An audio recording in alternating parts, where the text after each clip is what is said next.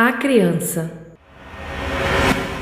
Como havia dito no meu primeiro relato, antes de iniciar na bruxaria, frequentei o centro espírita por muitos anos, entre os 7 e os 17 anos de idade aproximadamente. Acredito que, por isso, mesmo seguindo outra crença atualmente, ainda sinto uma forte ligação com esse centro que frequentei. Eu sempre fui uma pessoa meio diferente e um pouco isolada também, mas quando fui entrando na pré-adolescência, percebi que me dava muito bem com o público infantil, desde bebês até crianças um pouco mais velhas. Como sempre fui muito dedicado às aulinhas do centro, aos 15 anos minha tia, de consideração, me convidou para ser seu auxiliar nas aulas. No início fiquei na sala dos pequenos, com crianças de até 4 anos. Era uma alegria só, eu amava estar com elas, e elas, pelo que eu via, também gostavam muito de mim. No ano seguinte, fiquei com uma turma de crianças de até 11 anos. Agora uma pausa para explicar um fato relevante. Nos centros espíritas existe algo chamado passe, que destina-se ao tratamento e profilaxia de enfermidades físicas e espirituais. No centro, o passe acontece numa salinha onde a pessoa se senta em uma cadeira e a equipe de passistas, que são as pessoas que aplicam passe, realiza um procedimento. Eu mesmo já cheguei a me emocionar durante um passe, e quem passa por isso geralmente afirma que sai de lá se sentindo muito melhor e mais leve. Nunca antes eu tinha sentido qualquer resistência para fazê-lo, até aquele dia. Era uma noite de quinta-feira e minha amiga e eu fomos ao centro. Depois de uma aula muito divertida com as crianças, ela me chamou para tomar o passe e eu, por alguma razão desconhecida, não queria de jeito nenhum. Então recusei, mas recusei de uma forma que me deixou tão angustiado que não demorou muito e eu já estava em prantos, muito confuso com tudo aquilo. Minha amiga então voltou com a minha tia e um dos diretores do centro e me levaram até uma salinha onde eu continuava chorando e recusando tomar o passe. Chamaram uma médium para conversar comigo e foi quando ela disse que havia o espírito de uma criança ali comigo. O espírito me viu brincar com outras crianças e gostou muito de mim. O sentimento de tristeza, dor e aquele choro não eram meus. A criança tinha partido daquela vida de forma muito triste, pois havia sido abandonada. Oramos muito por aquele espírito, e a médium relatou que agora se sentia mais feliz e que sempre que eu precisasse, ela estaria ali para me ajudar. A médium também contou que, em alguma vida passada, eu havia sido uma professora de crianças e ensinava numa tribo, que minha aura atraía os espíritos de crianças e que isso era muito bom. Até hoje, mesmo não frequentando mais o centro, a turminha para a qual eu dava aula, hoje com seus 15 e 16 anos, ainda me chamam de tio, e o carinho que tenho por eles continua sendo o mesmo. Ainda me lembro exatamente de como me senti naquele dia, e mesmo não sabendo quem aquela criança foi, sei que ela vai estar comigo quando precisar. Esse relato eu recebi no Telegram e foi enviado pelo Akira.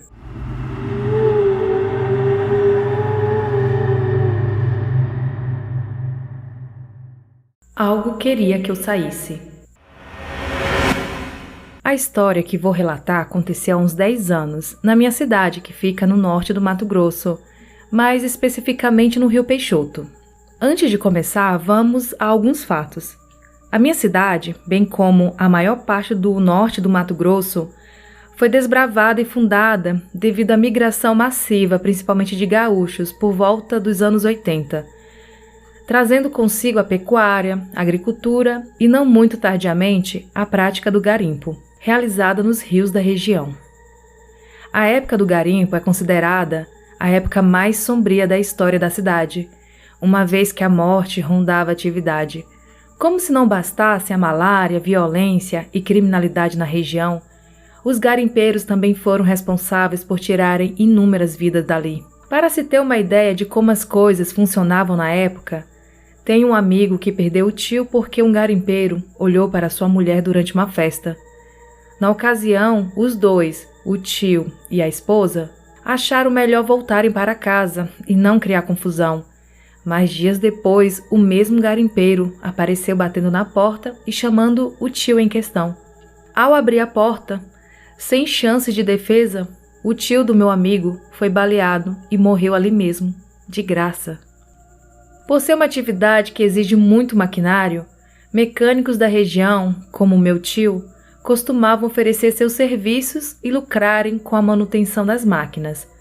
Ele conta que, sempre ao descer o rio de volta para casa, se deparava com cadáveres de garimpeiros assassinados e se sentia mal ao vê-los no estado em que se encontravam, presos aos galhos na encosta do rio.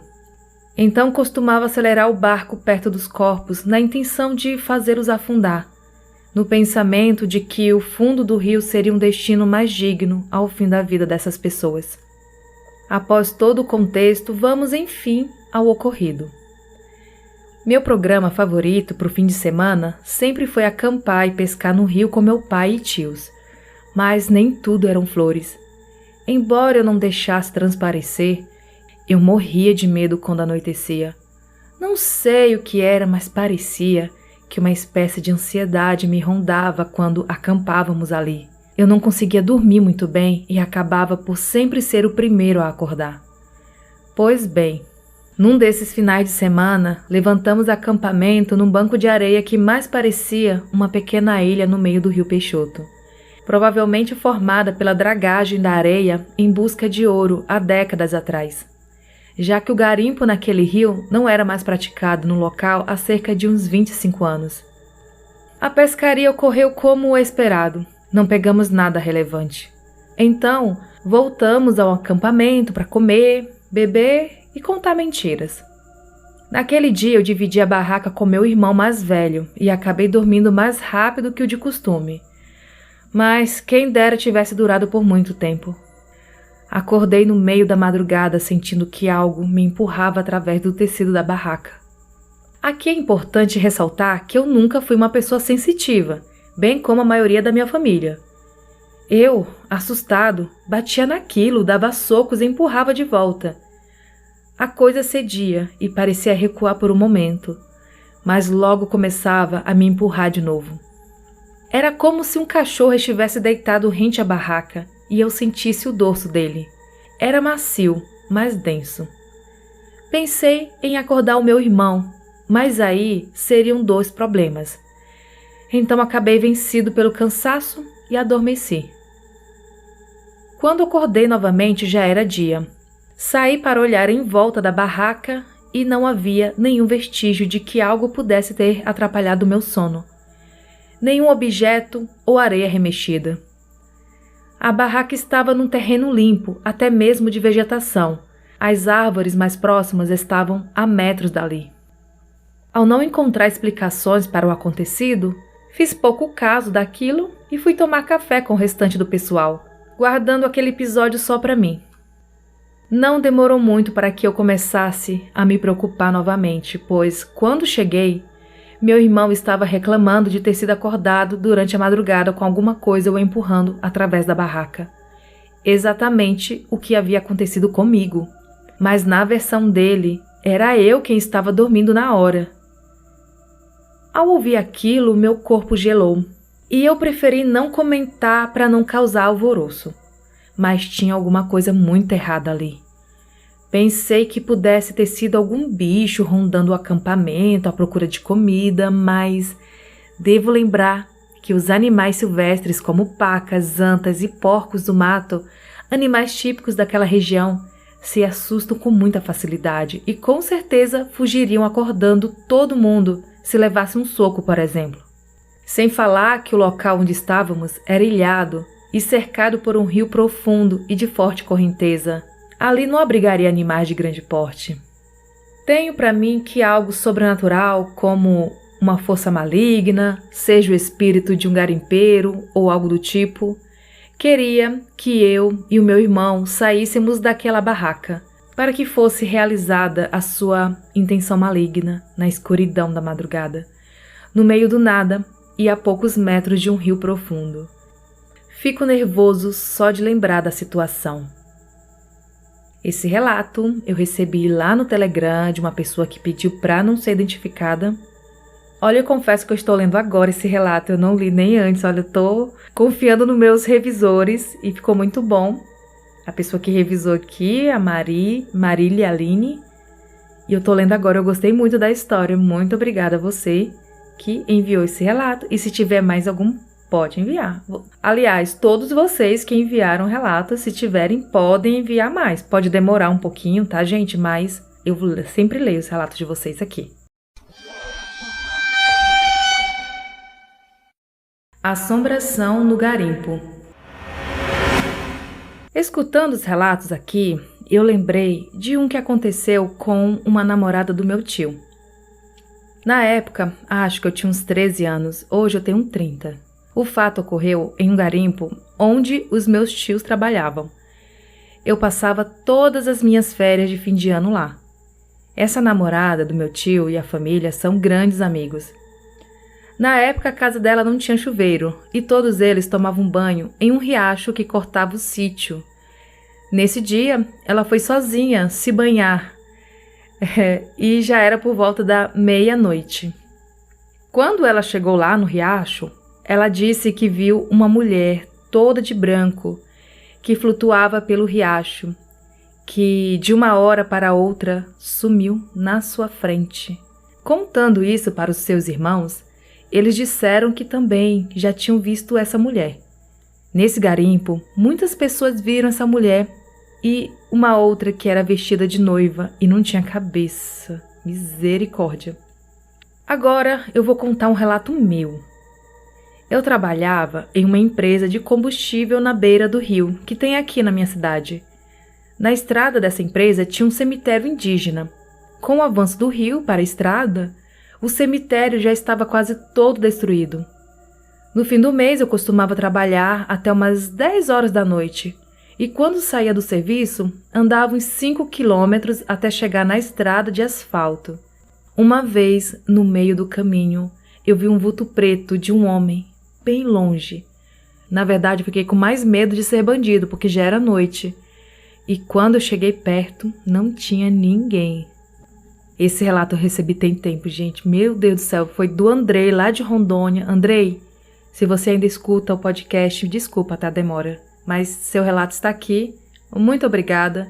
E se vocês aí que estão me ouvindo tiverem algum relato sobre garimpo, souber de alguém da família que tem relato de garimpo, a gente pode enviar, que é bem legal, né? Garimpo é um lugar bem assombrado. Eu gosto muito de relato de casa assombrada, escola assombrada, apartamento, enfim, moradias assombradas, tudo. Agora cemitério também é bem... cemitério não. Garimpo é bem interessante, né? Então, fica a dica aí. Quem tiver relato de garimpo, pode enviar.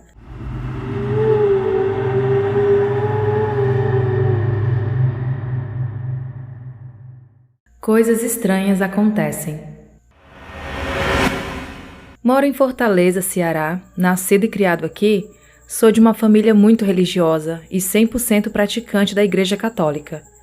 Meu relato é extenso, na verdade são 3, sendo o primeiro sobre meus passeios noturnos de bicicleta. Eu fazia parte de um grupo de ciclismo e, como a maioria trabalha, os passeios costumavam acontecer tarde da noite. Em uma das voltas para casa, sozinho, me deparei com um homem forte e alto. E para a coisa ficar mais interessante, eu moro na rua, ao lado do cemitério, literalmente de frente para o muro. Por se tratar de um terreno longo e ocupar toda a extensão do quarteirão, ele possui portões laterais, de onde vi sair o tal homem. Fiquei tranquilo, pois é costume a presença de moradores de rua e catadores por essas bandas. Desci da bicicleta procurando as chaves no bolso e prestando atenção naquela figura, de relance, que vinha rente à parede do cemitério, do outro lado da rua e andando devagar. Em um dado momento, ouvi-o arrastar de correntes como se viessem da direção do homem, mas não dei importância na hora, pois, como já falei, passam moradores de rua e catadores por ali, e alguns deles fazem uso de correntes para prender seus carrinhos. Naquele ponto, o homem passava pelas minhas costas, quando ouvi o som das correntes aumentarem. Abri o portão e me virei para vê-lo. A movimentação toda, desde o barulho até eu me virar, não durou 5 segundos, mas não havia mais ninguém ali. Nenhum corredor Usain Bolt seria capaz de correr tão rápido a ponto de virar a esquina nesse tempo, pois, como disse, o quarteirão é longo e ainda existem 2 casas enormes antes de chegar à esquina. Entrei em casa e comentei com meus familiares sobre o ocorrido. Eu tinha 16 anos na época, hoje eu tenho 23, e mesmo não tendo medo do sobrenatural, eu nunca me esqueci daquele dia. O meu segundo relato também envolve o cemitério. Eu tinha 14 anos e por muitos anos eu fui o único menor de idade na região do quadrante onde eu morava, pois a maioria dos residentes ali eram idosos.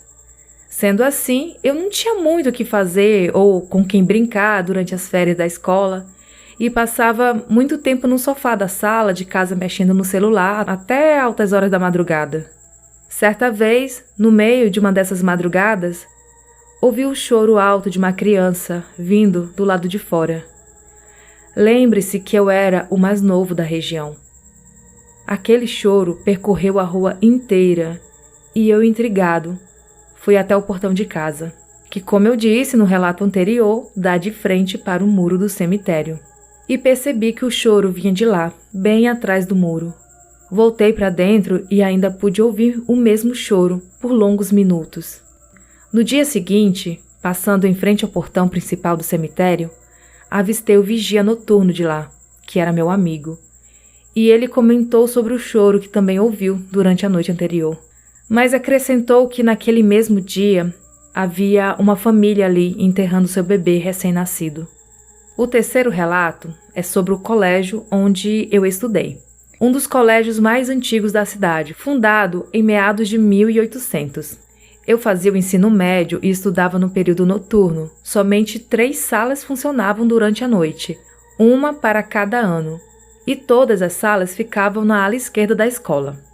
Existia ali uma capela onde as pessoas iam rezar e acender velas. Ela ficava na ala direita, lado que não funcionava à noite. Sempre fui um dos primeiros a chegar e um dos últimos a sair, já que morava a praticamente 3 ruas de lá. Costumava ficar sentado na varanda da ala direita que dava para a capela. E vez ou outra, presenciei barulhos de cadeira arrastando e velas que apagavam quando os barulhos começavam. Como bom curioso que sou, e não tendo medo do sobrenatural, eu ia sempre checar, sozinho, pelos corredores vazios da escola, e nada acontecia. Eu não levava lanterna ou qualquer fonte de luz, pois, apesar das luzes estarem apagadas, o corredor não ficava totalmente escuro. Da última vez em que fiz isso, estava caminhando pelo corredor quando ouvi o arrastar alto de cadeiras e uma porta abrindo com força. Depois, passos pesados, como se alguém estivesse correndo na minha direção. Foi quando virei, e o som subitamente parou. Não vi ninguém, mas quando fiz o caminho de volta, chequei as portas e estavam todas trancadas à chave. O colégio é muito antigo e eu não tenho ideia do que já pode ter acontecido naquele lugar. Esse relato eu recebi no Telegram, foi enviado pelo Tibério. O Exu 7 Encruzilhadas. Meu nome é Davi, tenho 22 anos, moro em Curitiba e essa história aconteceu comigo há 4 anos. Éramos 3 amigos inseparáveis, eu, Felipe e o Cleverson. Andávamos sempre juntos, éramos melhores amigos, até que um dia o Felipe começou a namorar uma menina que morava muito longe da minha casa. Então, como nós éramos bastante amigos, eu sempre ia visitá-los e acabava dormindo na casa deles. Na primeira vez em que eu cheguei na casa deles, percebi que a família da namorada do meu amigo era da Umbanda. Todo final de semana eu ia na casa deles e, por isso, comecei a participar de algumas sessões que eles faziam. Os familiares dela incorporavam os Exus, Zé Pilintra, Pombagira, dentre outros, mas eu não acreditava muito naquilo. Até que um certo dia, eu e o Felipe fomos encontrar o Cleverson no terminal. Quando estávamos nos aproximando da casa, eu caí no chão e tudo ficou preto. Eu senti os meus amigos tocando em mim, pegando no meu braço para me levantar. Eu ouvi as vozes deles, mas eu não conseguia me mexer nem falar nada. Foi aí que o Felipe perguntou: Quem está aí? Então, o que estava no meu corpo respondeu. É o Exu Sete Encruzilhadas, meu filho. Saiu uma voz que não era minha. Eu não queria falar aquilo, era como se algo estivesse me controlando. Eles me levaram correndo para a casa da namorada do meu amigo. Chegando lá, eu ainda estava sem controle do meu próprio corpo. Foi aí que o pai de santo perguntou o que tinha acontecido. Meus amigos explicaram todo o ocorrido. Então, eles me sentaram em uma cadeira e colocaram uma vasilha com uma espécie de pólvora dentro, atrás das minhas costas. Assim que eles acenderam, foi subindo o calor do fogo nas minhas costas e o Exu Sete Encruzilhadas saiu do meu corpo e eu voltei ao normal. Depois desse dia, comecei a acreditar mais nas religiões e no sobrenatural. Esse relato eu recebi no e-mail, foi enviado pelo Davi Souza.